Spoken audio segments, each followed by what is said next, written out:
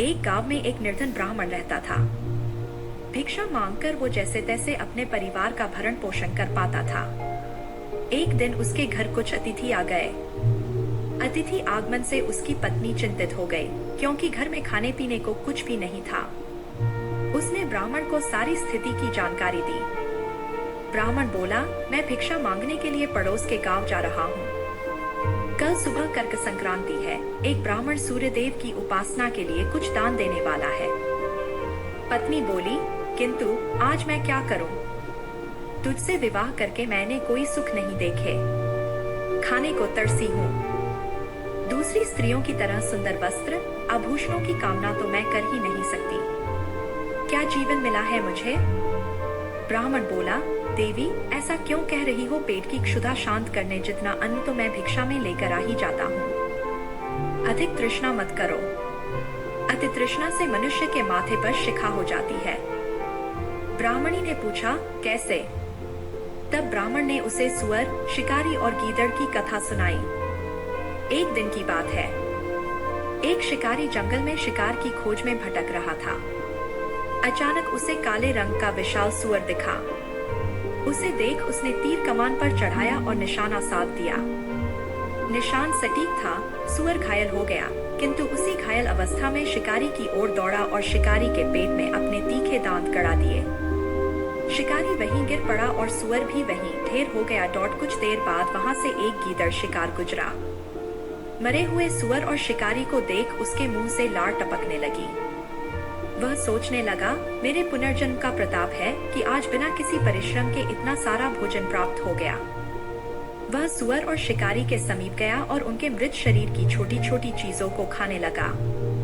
वह सोचने लगा कि इस भोजन का भक्षण मैं इस रीति से करूंगा कि ये कई दिनों तक मेरी क्षुधा शांत कर सके। रोज थोड़ा थोड़ा खाऊंगा। इस तरह मेरे कई दिन आराम से कटेंगे। सबसे पहले उसने धनुष की डोरी को खाने का निश्चय किया। शिकारी द्वारा सुअर पर प्रहार के लिए जो धनुष की प्रत्यंचा चढ़ाई गई थी, वह अब तक चढ़ी हुई थी। उसकी डोरी कमान के दोनों सिरों पर बंधी हुई थी। गीदड़ ने अपने दांतों से डोरी को ज्यों ही चबाया, वह टूट गई और धनुष का सिरा उसके माथे को भेदकर इस प्रकार ऊपर से निकल गया, जैसे उसके सिर पर शिखा निकल आई हो। घायल गीदड़ भी मर गया। कहानी सुनाने के उपरांत ब्राह्मण बोला, इसलिए अतिलोभ नहीं करना चाहिए, माथे पर शिखा निकल आती है।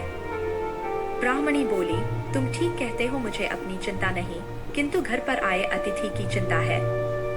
ऐसा करती हूँ, घर पर पड़े तिल को कूटकर उसे खिला देती हूँ। ब्राह्मण ने उसे वैसा ही करने को कहा और भिक्षा मांगने दूसरे गांव की ओर चला गया।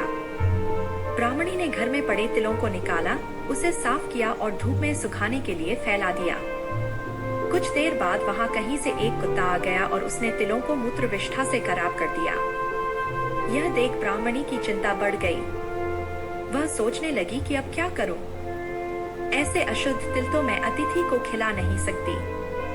ऐसा करती हूँ, गांव में जाकर किसी घर से शोधित तिलों के बदले अशोधित तिल मांग लेती हूँ। इसके लिए भला कौन मना करेगा? किसी को क्या पता कि इन तिलों पर कुत्ते ने मूत्र विष्ठा की है। यह सोच वह उन तिलों को छाछ में रखकर गांव में निकल गई।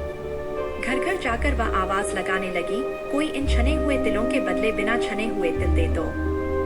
कई घर घूमने के बाद वो एक घर पहुंची और दरवाजे पर खड़े होकर आवाज लगाई, बिना छने हुए तिलों के बदले छने तिल ले लो।